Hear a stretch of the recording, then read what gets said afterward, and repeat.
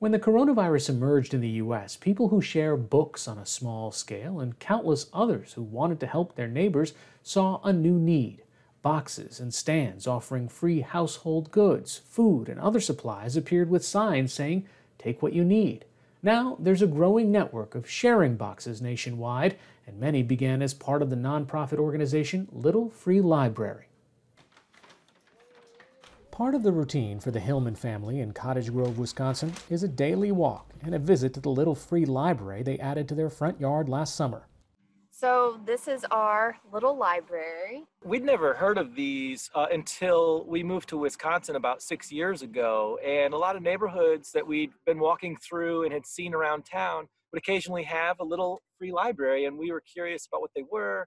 Once we discovered what little free libraries were, we were utilizing them. So I guess part of it is just for our own selfish needs to have an exchange of books. The Hillman's Library is one of more than 100,000 of these book-sharing boxes installed around the world since the movement began in 2009. After the first few weeks of Wisconsin's coronavirus stay-at-home order, the family wanted to be sure their little library box was still safe and meeting the town's new needs. We had books in the library, and we just put a few cans of food in the library, and then we noticed they were gone. So we thought, well, maybe there is a need here in our community. They weren't alone. Many stewards, all volunteers, began transforming their Little Free Libraries. Greg Metzer, the executive director of Little Free Library, first saw pantry items appear on the organization's social media feeds. The Little Free Library Network gives the physical opportunity for people to connect, right, and support each other as a community, even though they're not necessarily connecting physically, right next to one another. So it's been great to see this unfold. The organization issued new guidelines on cleaning the little libraries as stewards began offering everything from hard-to-find toilet paper to toys like Play-Doh and all kinds of foods. In El Cajon, California, Alice Baker is maintaining her Little Free Library. So every day I try to come out and scrub it down and sanitize it and then spray it down with Lysol. With libraries and schools closed, Baker sees an even bigger need to keep books on her shelves along with household goods. On Staten Island in New York, Heather Butts is also keeping books on hand.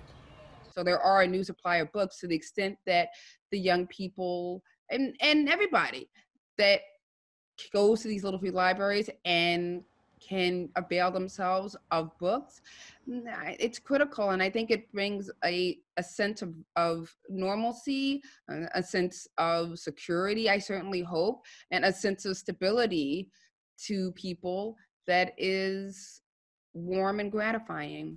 To help connect people in need to these new sharing boxes, Little Free Library built an interactive map in April. More than 300 locations were added in the first few weeks, evidence that the little libraries may continue serving as food pantries well into the future. I think that COVID-19 has shown us that a lot of people were in a precarious situation prior to COVID-19.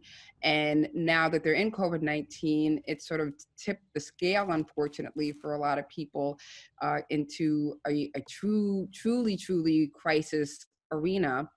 And that's not going to tip back immediately once the pandemic is over. In Wisconsin, the Hillmans say they don't know who is coming and going from their little pantry, but a surprise overnight restocking shows they're not alone in their desire to help others. The next day when we were walking by, the library was full again.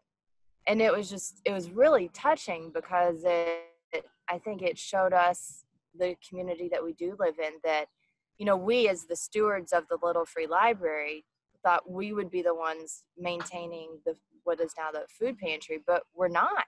Our neighbors in our community are also doing that with us, which has just been really remarkable to see.